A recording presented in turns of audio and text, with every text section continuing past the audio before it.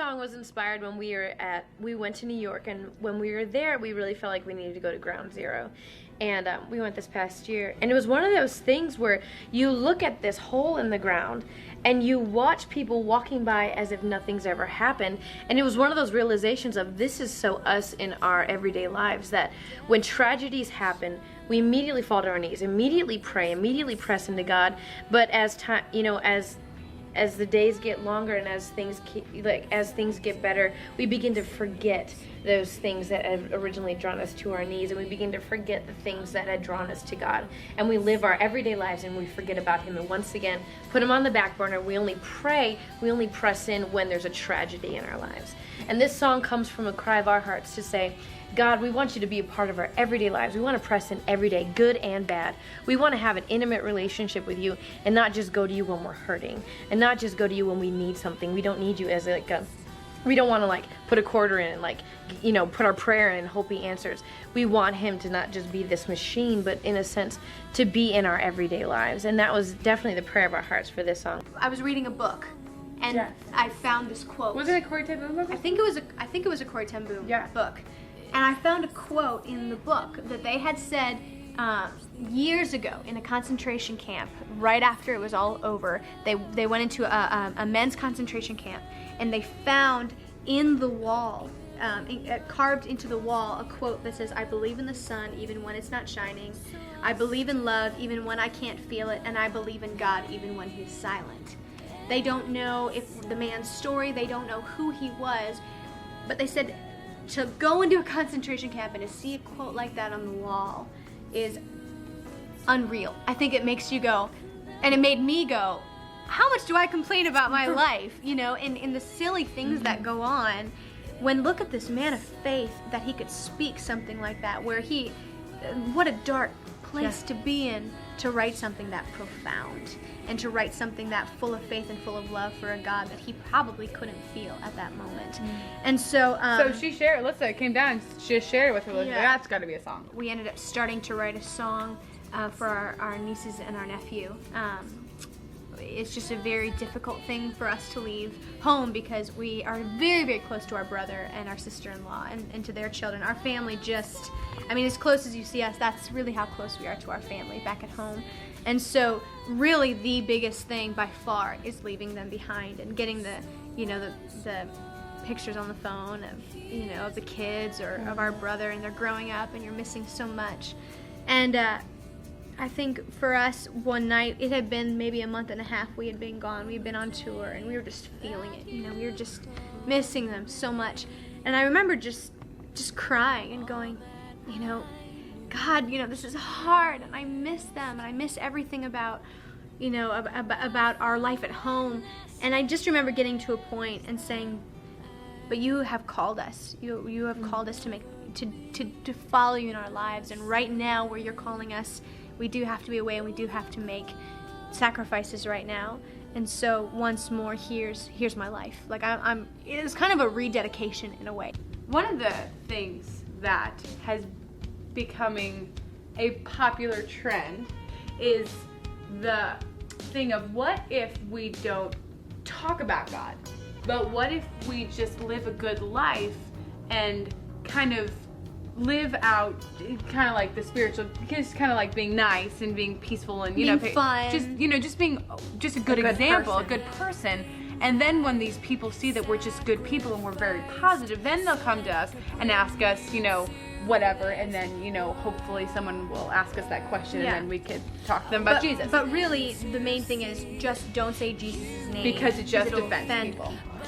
At first it sounds right and it sounds good, and at first you kind of I get it, but then you're like, wait a minute, this man, God, gave His life for me, and we realize the power. It's so blatant in the Bible. There's power in His name. And so what is the first thing that the enemy's trying to get us to do is stop speaking His name. And so this song really came from that. And I think we say Jesus in the song a billion times. This song is one of my favorites on the album, I'd say. It's kind of just the anthem, one of the anthems for this album. And just kind of shaking up our generation. And just kind of saying, come on, we can be controversial to this world. We can take a stand for the things that God is telling us to stand for as Christians. We all have a calling on our life. Yeah. We all have something incredible that we're supposed to do. And I mean, it's probably not gonna be on stage with lights, but a lot of people are happy about that, which is great because a lot of people wouldn't want to do this. But just because the world makes this look better or whatever doesn't, or more important. It's totally not true, because God has an equal or even greater calling on everyone's life. And so this song is just about shaking people up to say, find out what God has you to do and just live it incredibly. Unforgiveness is one of the worst things that we could hold on to as people. And I really just began to see it in my life of how often I'm just so unwilling to forgive somebody that's hurt me. And God really began to take me, and I feel like our family, through a process of how to release somebody, you know, how to forgive. And one of the biggest things that God began to challenge me on was, Alyssa, setting somebody else free is your freedom as well, because really you are just as bound. So we wrote that song not like, hey, everything's fine, I've forgiven everybody, but really as a part of the journey about what it means to forgive, and that yes, it is a process. Yes, it does take time, and yes, it is by the grace of God that we're able to forgive. But if He's forgiven us so much, He commands that unless we forgive our brother, He's unable to forgive us. Yeah, for this song, it was one of those things that we really desired to paint a picture of what the spiritual life is like. And so many times in Scripture, it compares your spiritual walk to a battle, and putting on the full armor of God, and standing firm and standing for what you believe in, and running the race and doing all these things that are almost like physical activities to show that you're in the faith. Because so often people don't realize that this is a battle. They don't realize that you need to be putting on your armor. They don't realize you have a sword for a reason in the Spirit. You need to be using the pieces of armor that God has given you in your daily walk. And if you're not going to be victorious in your life, and you're going to fall to many things. And for us, like that, this is our desire to say, God, with God, you can take it one more round as long as your hands are up and you're ready to fight one more round. Yeah. I think this song really kind of came out of Romans 12:2. Yeah. Which is pretty much like our verse, I guess, which is Actually, in my songwriting book, right above all the lyrics, it's Romans 12:2 written. Yeah. So yeah, maybe share it. Yeah. Which is, do not be conformed to this world, but be transformed by the renewing of your mind. And that's kind of like our lifespan verse kind of thing. And so this song just says how it's so, we get wrapped up in the whole thing of wanting to do everything the way the world's doing it and please this world, and just so we could fit in. But this song just says, you know what? Forget what the world says. Forget all the peer pressure that's around me, because God, I have to live. Bottom line, I have to live my life for you, no matter what it means, no matter what chance I have to take. Yeah. So that's just kind of what taking my chances is I'm gonna take them, because who cares what the world says? So yeah. God blesses us so greatly when we have a pure heart, because when we get rid of so many impurities, it actually, when we have a pure heart, is when we're more bound to God, and when we can hear Him greater, and when we can feel Him and sense Him, because we're going to Him and we're not going to other things that are actually like tainting our hearts and keep putting a barrier in between us and God.